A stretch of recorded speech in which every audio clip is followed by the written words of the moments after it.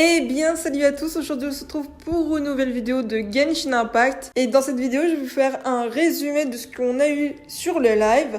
Mais tout d'abord, avant de commencer un petit peu le résumé, je vais vous donner 3 codes Primogem à faire entrer tout de suite dans votre jeu. Des codes de 300 Primogem. Pour entrer vos codes Primogem, il vous suffit d'aller dans Paramètres du jeu. Et ensuite, vous allez dans l'option Compte et vous verrez qu'il est marqué Entrée code. À ce moment-là, vous entrez les 3 codes que je vous ai donnés.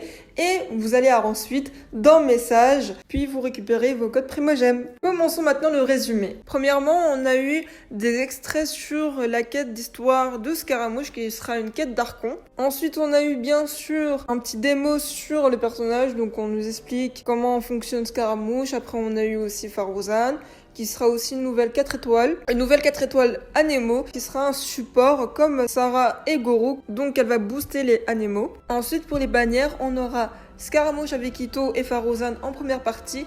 Et en deuxième partie, on aura le rerun de Raiden et Ayato. Bonne nouvelle, après la de la 3.3, on revient en 6 semaines au lieu de 5 semaines mage.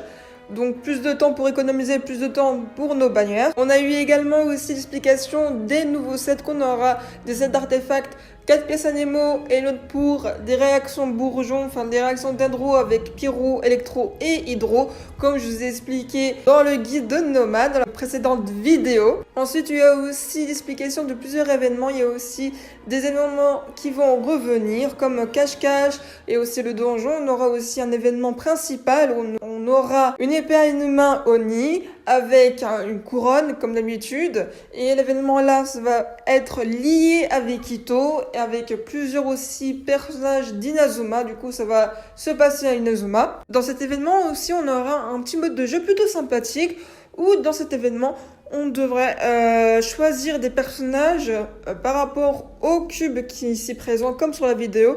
Exemple, si vous avez des cubes électro, vous prenez un cryo, alors un pyro, pour casser les cubes et non pas de la même personnage, sinon ça va rebondir et ça va rien faire. Et vous pouvez également aussi jouer en multijoueur. Dans le rerun des donjons, on aura chaque jour de nouveaux 5 étoiles, enfin qu'on a ou on n'a pas, pour battre les ennemis, récupérer les Primogem. Ensuite, on aura un événement du style de la 1.4 avec le festival, je pense, des Alizés, où on devait éclater des ballons, mais là, on va devoir ramasser des ballons. Il y a aussi le rerun de cache-cache, où cette fois-ci, quand on est capturé, on peut continuer à jouer et à déposer les objets pour perturber le joueur et gagner. Ensuite, on a notre fameux jeu de cartes, où à chaque niveau qu'on gagne le niveau, on gagne des Primogems. Et pour finir, on a l'événement des lignes énergétiques qui est en doux. Et bien sûr, l'arme de Scara qui sera une catalyseur 5 étoiles et qui montera en dégâts crit, donc 44% de dégâts crit. Pour les passifs, j'ai déjà expliqué dans la précédente vidéo, dans le guide de Nomade,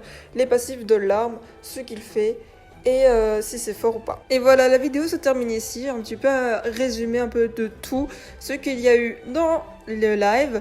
Aussi, on aura le nouveau donjon que je vous ai expliqué pour cet artefact, un petit peu les quêtes d'Archon, les événements, des Primogems, 6 semaines de mise à jour. Je vous invite également à me suivre sur Twitch, le lien est dans la description.